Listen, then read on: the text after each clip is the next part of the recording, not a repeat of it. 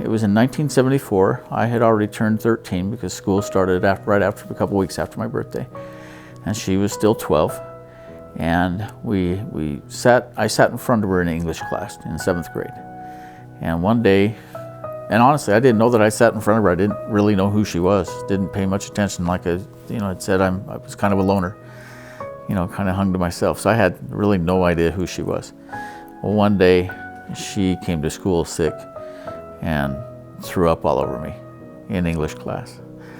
And so, needless to say, I was a stupid 13-year-old and treated her poorly for the remainder of our junior high school experience. It wasn't just 7th grade, but I wasn't nice to her for the remaining 3 years of high school. And in our 10th grade year, well, interestingly enough, we actually took the same driver's ed class before school started for 10th grade. But again, I didn't pay much attention to her. That was not important to me at that time. I didn't hold animosity towards her at the time, but I had grown away from any potential. And so, yeah, we had driver's ed together. But then she moved with her family to Kansas, and again, I didn't know that. It's just the way our relationship or lack of relationship was. I had no idea. Then, about 2 months before high school, before graduation, I don't remember my dreams. I struggle to remember dreams. I woke up from a dream that was so profound that to this day, all these years later, I still remember that dream vividly. And it was the day of my wedding. I was a senior in high school. I was planning on going on a mission, and I was dating a redhead, not a brunette, like the girl was in my dream. And I didn't put 2 and 2 together that she was the girl who vomited on me. I didn't put that together. I didn't know. But all I know, it was so profound that I knew that I was going in the wrong direction. This girl that I was dating that was a redhead, not a brunette, I was going in the wrong direction. But I was planning on going on a mission, so I knew I had to do some things differently in order to see this dream come to fruition, so to speak.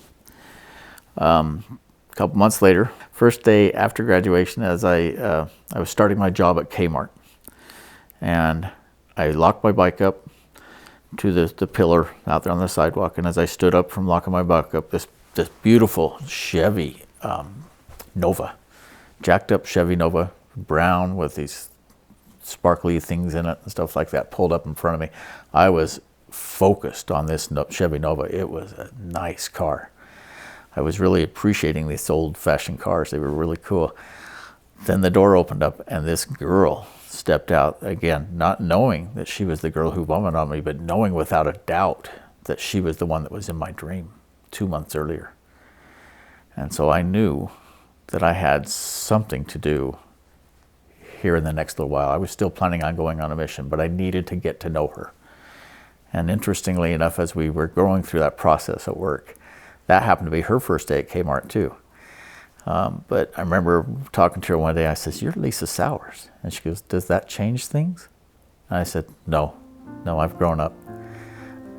So that was the moment when we were able to say, "I know you, you know me," and we're getting this experience from 7th grade behind us. And so I went on my mission. As I mentioned earlier, the mission didn't work out. I came home.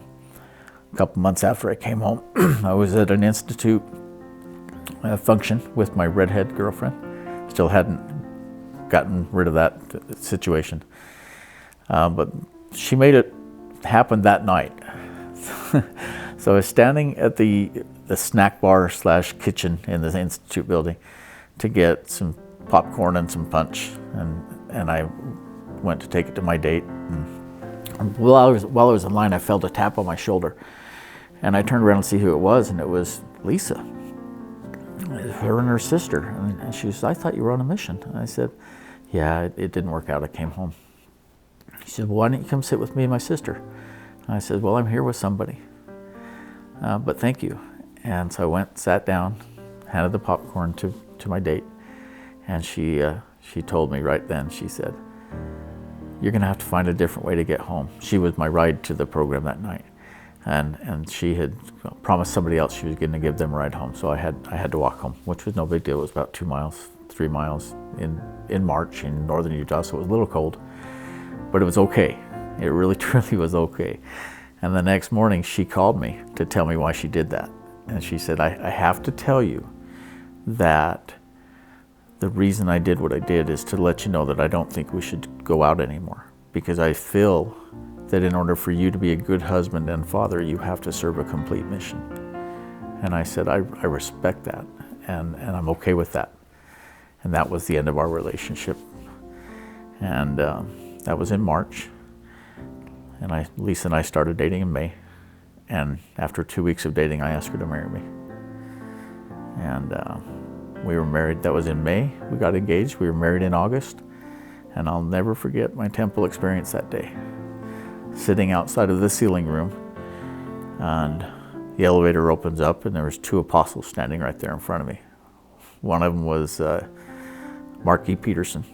I remember him vividly from a talk he gave when I was in the MTC. And I can't remember who the other apostle was, but there were 2 of the 12 apostles standing right there in front of me. And and there was another person getting married, and we're both sitting there all nervous looking, and Elder Peterson said, "You have nothing to be afraid of. You're taking an important step in your life. Make those women proud."